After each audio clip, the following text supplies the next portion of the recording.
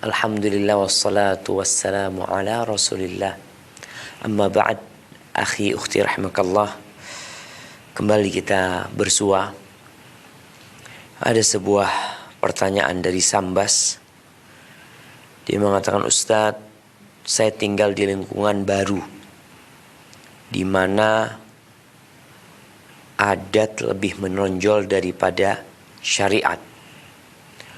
Haruskah saya terang-terangan tidak mengikuti amalan-amalan bid'ah dengan resiko dimusuhin mertua dan dikucilkan tetangga?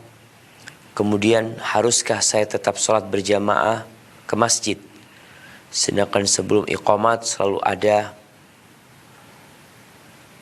bacaan-bacaan mungkin yang dibaca sebelum sholat? Imamnya perokok berat, sering tidak segera iqamah sebab imamnya masih merokok terus di depan masjid. Sholatnya sangat cepat sekali, zikirnya lama sekali, surat pendek yang dibaca ialah Al-Ikhlas dan Al-Kafirun selama bertahun-tahun. Haibati fillah, kalau kita melihat kondisi masyarakat yang lambat laun menjadi lebih baik. Kenapa? Karena adanya ilmu yang sampai kepada mereka. Di tempat-tempat yang mungkin adat lebih menonjol dari syariat.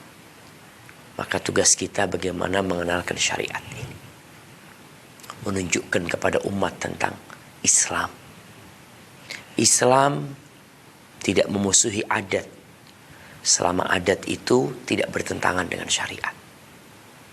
Memakai baju batik, fadhal, nggak ada masalah. Mau pakai sarung, silahkan pakai sarung. Selama hal itu tidak bertentangan dengan syariat, maka diperbolehkan. Nah, tugas kita yang hadir di sebuah masyarakat, lingkungan baru, yang mungkin mereka masih belum kenal. Agama sebagian mereka hanya agama turunan, yang mereka tidak mengkaji. Sehingga mereka tidak tahu bagaimana Rasulullah SAW dan para sahabatnya mengamalkan Islam ini. Maka tugas kita, kalau ada acara-acara yang memang kita melihat acara itu bertentangan dengan ajaran Nabi SAW, ya kita tidak perlu hadir. Tapi kita tetap menjaga hubungan sosial dengan mereka. Kita ucapkan salam kepada mereka. Mereka perlu bantuan kita, kita bantu mereka. Mereka perlu pertolongan kita, kita tolong mereka. Kita suka berbagi dengan tetangga kita. Tapi dalam ritual-ritual tersendiri kita minta maaf, mohon maaf ya, Ana gak biasa hadir di tempat kayak seperti ini. Ana mohon maaf sebelumnya. Semoga dimaklumin ya. Seperti itu kepada mereka. Tapi dengan catatan tetap berbuat baik dengan tetangga kita. Insya Allah mereka faham.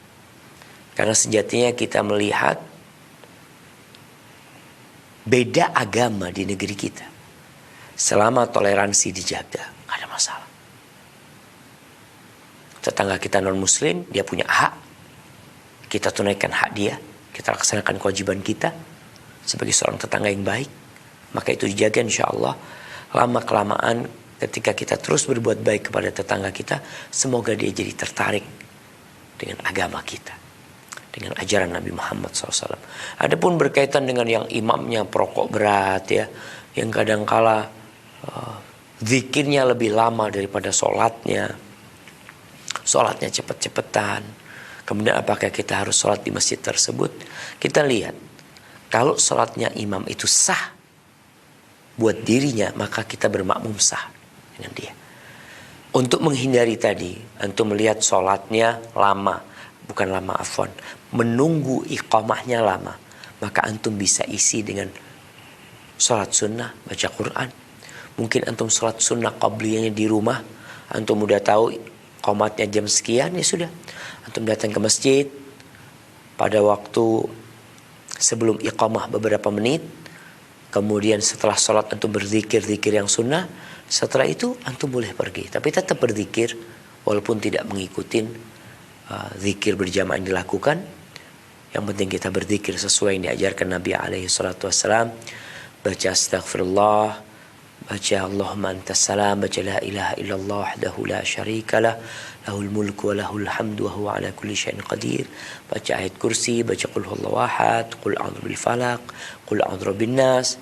Kemudian mau baca Allahumma inni ala dzikrika wa syukrika wa husni ibadatik, atau zikir yang lain. Kemudian silahkan pergi pulang untuk melanjutkan kegiatan antum, tapi tetap kita berusaha untuk menjaga sholat berjamaah di masjid, karena sejatinya di situ ada tali ukhuwah Islam yang sedang dibina, dan antum tebarkan salam kepada mereka, insya Allah lama kelamaan mereka akan tahu ketika antum mau berdakwah, menyampaikan kepada mereka dengan bijak dan hikmah.